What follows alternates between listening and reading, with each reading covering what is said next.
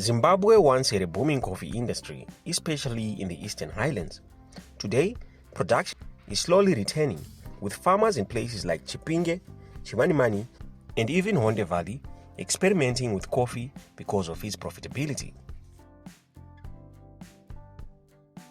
Coffee is in high demand, from local cafes and hotels to export markets in Europe and Asia, and with the right management, 1 hectare of coffee can generate serious returns. To plant coffee, here is the basic investment per hectare. Seedlings, around 1,600 plants per hectare at $50 to $1 each. That will be $800 to $1,200.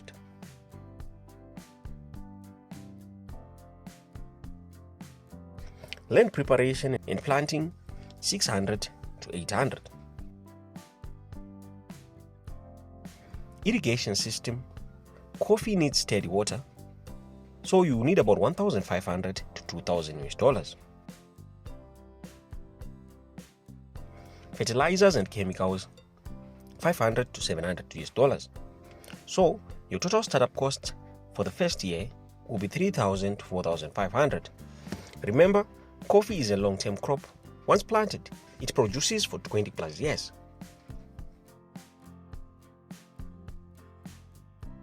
Coffee takes patience. Plants start producing in year 3. Peak yields come around year 5 onwards. At full maturity, 1 hectare can yield 1.5 to 2 tons of green coffee beans. That's 1,500 to 2,000 kilograms of coffee beans ready for market every year.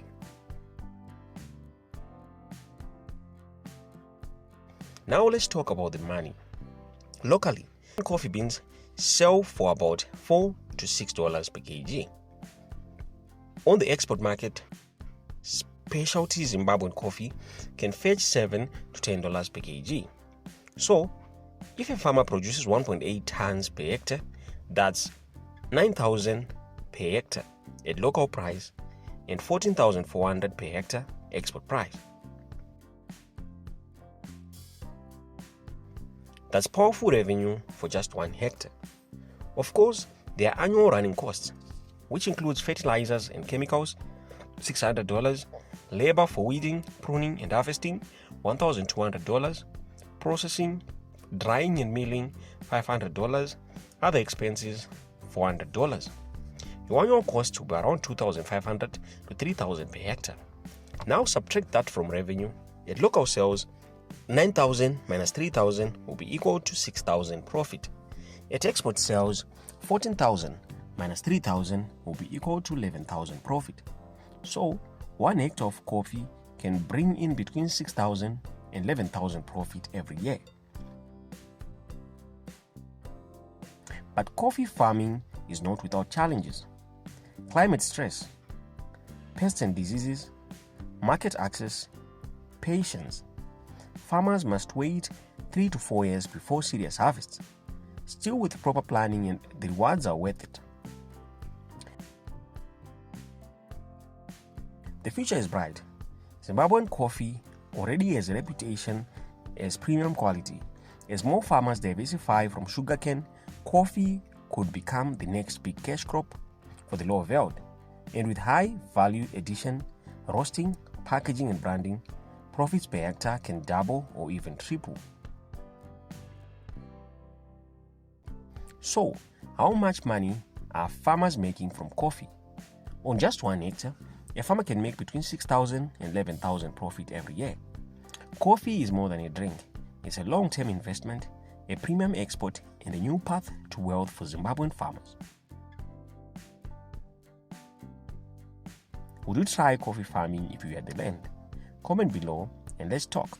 And don't forget to like, share, and subscribe for more agribusiness stories from Zimbabwe and Africa. Have you ever stopped to think about how your morning cup of coffee came to be? That rich aroma, that taste, that wakes your soul every morning. It all begins as a tiny fruit growing quietly on mountain slopes. Today, we uncover the incredible journey of coffee, from a simple bean on a farm in Zimbabwe's Eastern Highlands to the hot mug in your hands. This is the untold process of how coffee is made from coffee beans. Our story starts high up in the misty mountains of Wonde Valley and Chipinge, where Zimbabwe's best coffee grows. Here, farmers plant coffee trees that take up to 3 to 4 years before producing their first crop. Each tree bears beautiful white flowers that later develop into bright red fruits, known as coffee cherries. And inside that cherry, 2 seeds, the very coffee beans that will one day become the drink you love. But before they get there, they go through a long and complex journey most people never see. When the cherries turn deep red, it's time to harvest. In Zimbabwe, this is usually done by hand, 1 cherry at a time. Farmers carefully pick only ripe ones, leaving green ones for another day. It's slow, tiring, and takes weeks to finish just 1 harvest cycle. But the quality of the final coffee depends on this moment. A single unripe or overripe cherry can affect the taste of an entire batch. Once picked, time becomes critical. Coffee cherries start fermenting within days, so they must be processed immediately. There are 2 main methods used in Zimbabwe. The wet-washed method. The cherries are pulped, their skins removed using a pulping machine. The beans, still covered in a sticky layer called malisage, are soaked and fermented for up to 48 hours. Then they are washed clean with fresh water. The other method, the dry natural method. In some areas with less water, farmers spread cherries under the sun to dry whole. It can take 2 to 3 weeks, with cherries turned daily to avoid mold. The result, clean, green coffee beans locked inside parchment layers, ready for the next stage. After washing, beans are spread out to dry until they reach the perfect moisture level, around 10 to 12%. Once dry, they are sent to coffee mills, where machines remove the last parchment layer, polish the beans, and sort them by size and quality. What's left are green coffee beans, the pure, raw form of coffee that traders buy and export. Now comes the most exciting transformation, roasting. The green beans are heated between 180 degrees and 240 degrees Celsius. As they roast, they pop, a sound known as the first crack, and change from green to golden brown, releasing that unmistakable coffee aroma. The longer the roast, the darker and stronger the coffee. Light roast for delicate flavor, medium roast for balance, dark roast for bold richness. In Zimbabwe, roasters like Nyangani Coffee, Tongogara Estates, and Chipinge Coffee Company are giving local beans new life, supplying cafes and supermarkets nationwide. Once roasted, coffee is ground according to how it will be brewed. Coarse grind for French press, medium grind for filter coffee, fine grind for espresso. Each grind determines how fast water extracts flavor from the beans. Finally, it's brewed. Hot water meets ground coffee and the aroma fills the air. That moment is where the long journey ends. Once one of Africa's top coffee producers, Zimbabwe's coffee industry nearly collapsed in the early 2000s, but smallholder farmers in Wonde Valley and Chipinge are making a comeback, supported by fair trade programs and global buyers who love Zimbabwe's high-altitude flavor.